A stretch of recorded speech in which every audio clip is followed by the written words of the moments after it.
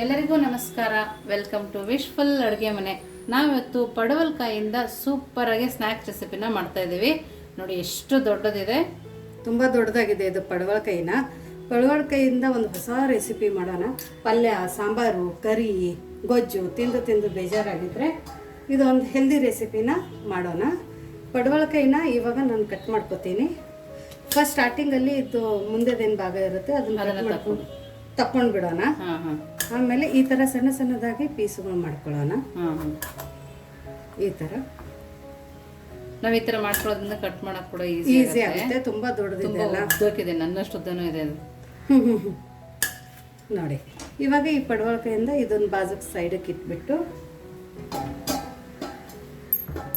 ಇದೇನಿದೆ ಅಲ್ಲ ಇದು ಇವಾಗ ಮಧ್ಯದಿಂದ ಹಿಂಗೆ ಕಟ್ ಮಾಡ್ಕೊಳ್ಳೋಣ. ಒಳಗಡೆ ಬೀಜನ ತಕ್ಕೊಂತೀರಾ ಅಥವಾ ಹಂಗೇನೆ? ಬೀಜ ಇದ್ರೆ ತಕ್ಕೊಳ್ಳಿ, ಬಟ್ ಯೂಶ್ವಲಿ ಇದರಲ್ಲಿ ಬೀಜ ಇರೋ ಚಾನ್ಸಸ್ ಕಡಿಮೆ. ಯಾಕಂದ್ರೆ ಇದು ಎಳೆದಲ್ಲ, ತುಂಬಾ ದಪ್ಪ ಆಗಿದ್ರೆ ಅದ್ರಲ್ಲಿ ಬೀಜ ಇರುತ್ತೆ. ಇವಾಗ ಇದನ್ನ ಈ ತರ ಕಟ್ ಮಾಡ್ಕೊಳ್ಳೋಣ. ನಾನು ಮುಂಚೆನೆ ಪಡವಲಕಾಯಿನ ತೊಳೆದು ಒರೆಸ್ಕೊಂಡು ಇಟ್ಕೊಂಡಿರೋದು. ಓ, ಈ ಸೈಜಲ್ಲಿ ಕಟ್ ಮಾಡ್ಕೊಬೇಕಾ? ಹೌದು, ಸಣ್ಣ ಸಣ್ಣದಾಗಿ ನೋಡಿ. ಈ ತರ ಈ ಸೈಜ್ ಇದ್ರೆ ಸಾಕು. ಇದಕ್ಕಿಂತ ಇನ್ನೂ ಸಣ್ಣ ಬೇಕಂದ್ರೆ ಕಟ್ ಮಾಡ್ಕೋಬಹುದು, ದಪ್ಪ ಬೇಕಂದ್ರೂ ಮಾಡ್ಕೋಬಹುದು. ಸೊ ಇದೇ ತರ ನಾವು ಎಲ್ಲ ಕಟ್ ಮಾಡ್ಕೊಳ್ಳೋಣ. ನೋಡಿ, ನಾವು ಮೊದಲಿಗೆ ಪಾತ್ರೆನ ತಗೊಂಡಿದೀವಿ. ಒಂದು ಬೌಲ್ ಆಗುವಷ್ಟು ಕಡಲೆ ಹಿಟ್ಟನ್ನ ಹಾಕೊಳ್ತಾ ಇದ್ದೀನಿ. ನಿಮ್ಗೆ ಎಷ್ಟು ಕಡಲೆ ಹಿಟ್ಟು ಬೇಕೋ ಅಷ್ಟು ಕ್ವಾಂಟಿಟಿನ ಹಾಕೋಬಹುದು.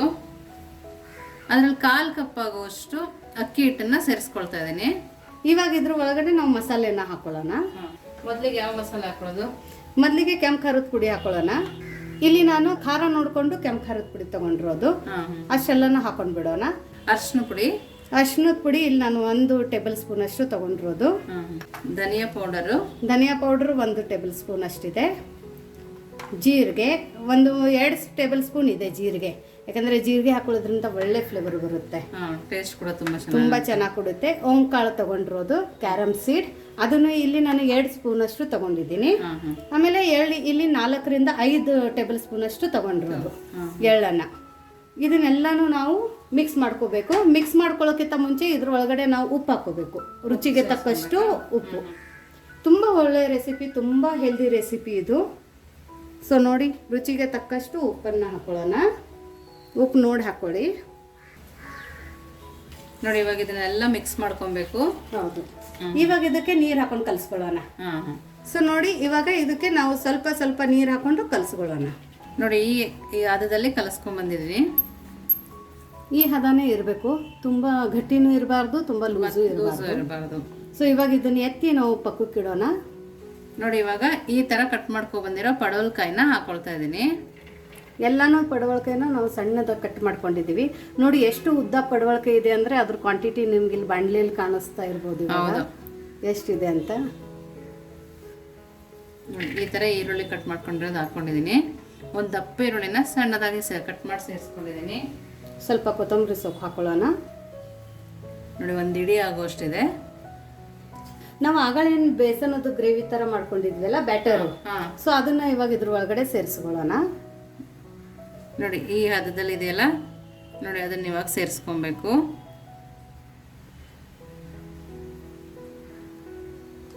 ಸೇರಿಸ್ಕೊಂಡ್ಬಿಟ್ಟು ಇವಾಗ ಇದನ್ನೆಲ್ಲ ನಾವು ಮಿಕ್ಸ್ ಮಾಡ್ಕೊಳ್ಳೋಣ.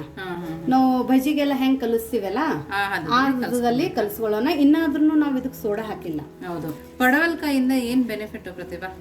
ಪಡವಲಕಾಯಿಂದ ನಮ್ಗೆ ಜಾಸ್ತಿ ಕಾರ್ಬೋಹೈಡ್ರೇಟ್ ಸಿಗುತ್ತೆ, ಪ್ರೋಟೀನ್ ಸಿಗುತ್ತೆ, ಫೈಬರ್ ಸಿಗುತ್ತೆ. ಅದು ಅಲ್ಲದೆ ನಮ್ಗೆ ಮೈಕ್ರೋನ್ಯೂಟ್ರಿಯನ್ಸ್ ಅಂದ್ರೆ vitamin A, vitamin B6, vitamin C ಮತ್ತು ವಿಟಮಿನ್ ಇ. ಇದು ಅಲ್ಲದೆ ನಮ್ಗೆ ಇದರಿಂದ ಇದು ರಿಚ್ ಇನ್ ಮಿನರಲ್ಸ್ ಅಂತ. ಸೊ ವೆಜಿಟೇರಿಯನ್ ಇರೋದ್ರಿಂದ ಅವರಿಗೆ ಇದೊಂದು ಪಡವಲಕಾಯಿ ತಿಂದ್ರೆ ಇಷ್ಟೆಲ್ಲ ಬೆನಿಫಿಟ್ಸ್ ಸಿಗುತ್ತೆ. ನಾವು ಊಟ ಮಾಡೋದ್ರ ಜೊತೆಗೆ ಅದ್ರ ಬೆನಿಫಿಟ್ ಕೂಡ ತಿಳ್ಕೊಂಡಾಗ ತುಂಬಾನೇ ಚೆನ್ನಾಗಿರುತ್ತೆ. ಹೌದು, ಆಮೇಲೆ ಯೂಶ್ವಲಿ ವೆಜಿಟೇರಿಯನ್ ಇರೋರಿಗೆ ಇಷ್ಟೆಲ್ಲ ವಿಟಮಿನ್ಸ್ ಒಂದೇ ನಮ್ಗೆ ವೆಜಿಟೇಬಲ್ ಅಲ್ಲಿ ಸಿಗುತ್ತೆ ಅಂದ್ರೆ ಖುಷಿ ಪಟ್ಕೊಂಡು ನಾವು ತಿಂತೀವಿ. ಯೂಶ್ವಲಿ ಮಕ್ಕಳು ಇದನ್ನ ಇಷ್ಟಪಡಲ್ಲ. ಹೌದು, ಸೊ ಹಾಗಾಗಿ ನಾವು ಈ ತರ ಮಾಡ್ಕೋಬಹುದು. ಇವಾಗ ಇದ್ರ ಒಳಗಡೆ ನಾವು ಸೋಡಾ ಹಾಕೊಳ್ಳೋಣ. ಸೋಡಾ ಹೇಗೆ ಹಾಕೊಳ್ಳೋದು ಅಂದ್ರೆ ಫಸ್ಟ್ ಇದಕ್ಕೆ ಸೆಂಟರ್ ಅಲ್ಲಿ ಸೋಡಾ ಹಾಕೊಂಡ್ಬಿಟ್ಟು ತಿನ್ನೋ ಸೋಡಾ, ಕುಕಿಂಗ್ ಸೋಡಾ ಹಾಕೊಂಡು ಇಲ್ಲಿ ನಾನು ಒಂದು ಅರ್ಧ ಲೆಮನ್ ನ ತಗೊಂಡಿದ್ದೀನಿ. ಈ ಅರ್ಧ ಲೆಮನ್ ಅನ್ನ ಒಳಗಡೆ ಬೀಜನ ತಕೊಳ್ಳೋಣ. ತಕ್ಕೊಂಡ್ಬಿಟ್ಟು ಇದೇನು ಸೋಡಾ ಇದೆಯಲ್ಲ ಅದ್ರ ಮೇಲ್ಗಡೆ ಹಾಕೊಳ್ಳೋಣ. ನೋಡಿ ಈ ಥರ ಹಾಕೊಂಡಾಗ ಇಲ್ಲೆಲ್ಲ ಬಬಲ್ಸ್ ತರ ಆಗುತ್ತೆ. ಆವಾಗ ಇದನ್ನ ನೀಟಾಗಿ ಇವಾಗ ಮಿಕ್ಸ್ ಮಾಡ್ಕೊಳ್ಳೋಣ. ನಾವ್ ಈ ತರ ಹಾಕೋದ್ರಿಂದ ಏನ್ ಬೆನಿಫಿಟ್ ಪ್ರತಿಭಾ?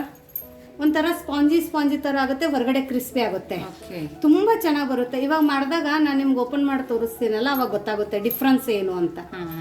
ನೋಡಿ ಈ ತರ ಕಲ್ಸ್ಕೊಬೇಕು, ಈ ತರ ಕಲ್ಸ್ಕೊಳ್ಬೇಕು. ಸೊ ಅದ್ರ ಹದಾನು ನೋಡಿದ್ರಲ್ಲ ನೀವು ಯಾವ ತರ ಇದೆ ಅಂತ. ಗಟ್ಟಿ ಕಲ್ಸ್ಕೊಂಡ್ರೆ ಏನಾಗುತ್ತೆ ಪ್ರತಿಭಾ?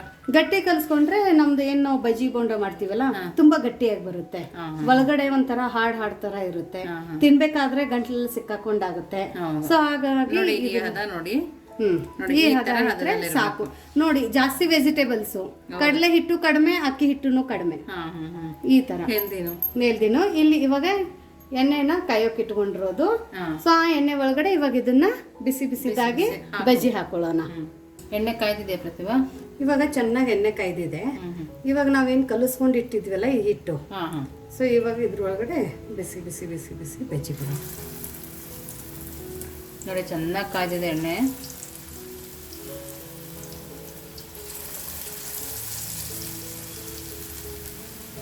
ಬರೀ ತರಕಾರಿನೇ ಕೈಗೆ ಹತ್ತಾ ಇದೆ, ಹಿಟ್ಟೇನು ಕೈಗೆ ಹತ್ತಾ ಇಲ್ಲ.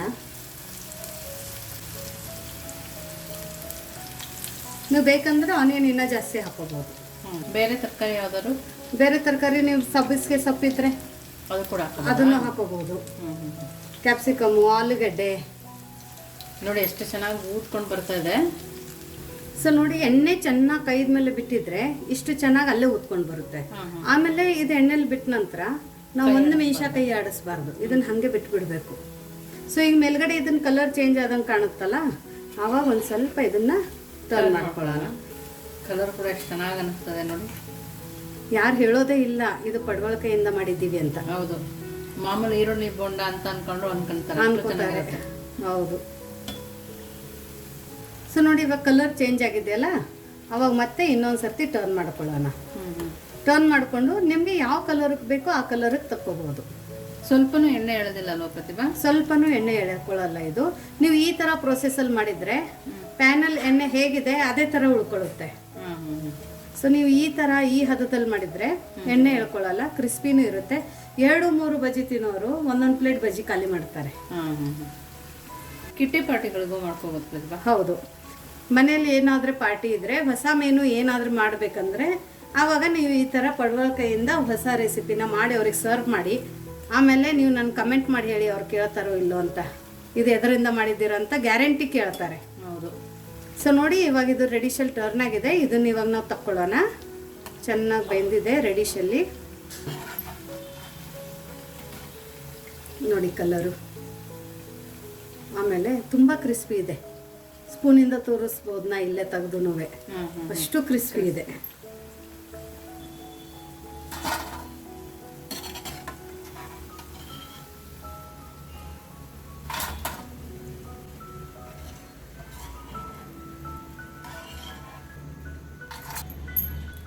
ಸೊ ನೋಡಿ ನೀವು ಈ ಥರ ಬಜ್ಜಿ ಮಾಡಿಬಿಟ್ಟು ಈ ಥರ ಸರ್ವ್ ಮಾಡಿದರೆ ಎಷ್ಟು ನೋಡೋಕೆ ಚೆನ್ನಾಗಿ ಅನಿಸುತ್ತೆ.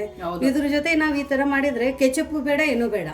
ಬಟ್ ಬೇಕು ಅಂದ್ರೂ ನಿಮ್ಮ ಹತ್ರ ಮನೆಯಲ್ಲಿ ಸೆಜ್ವಾನ್ ಸಾಸ್ ಇರುತ್ತೆ ನೋಡಿ, ಅದ್ರ ಜೊತೆ ಮಾತ್ರ ತಿಂದರೆ ಫಸ್ಟ್ ಕ್ಲಾಸ್. ನೀವು ಚೈನೀಸು ಮರ್ತು ಬಿಡ್ತೀರಾ, ಅಷ್ಟು ಚೆನ್ನಾಗಿದೆ. ಇವಾಗ ಸೌಂಡ್ ನೋಡಿ ಎಷ್ಟು ಕ್ರಿಸ್ಪಿಯಾಗಿದೆ, ತುಂಬ ಕ್ರಿಸ್ಪಿಯಾಗಿದೆ. ಒಳಗಡೆ ನೋಡಿ ಸಾಫ್ಟ್ ಆಗಿದೆ ನೋಡಿ, ಎಷ್ಟು ಚೆನ್ನಾಗಿದೆ ಒಳಗಡೆ. ಇದೇ ಒಂದು ರೀಸನ್ನಿಂದ ನಾವು ಸೋಡಾನ ಆ ಥರ ಹಾಕೋಬೇಕು. ನೋಡಿ ಎಷ್ಟು ಚೆನ್ನಾಗಿದೆ. ನೀವು ಒಂದ್ಸರ್ತಿ ಮಾಡಿ, ಲೈಕ್ ಮಾಡಿ, ಶೇರ್ ಮಾಡಿ, ಸಬ್ಸ್ಕ್ರೈಬ್ ಮಾಡಿ. Thank you.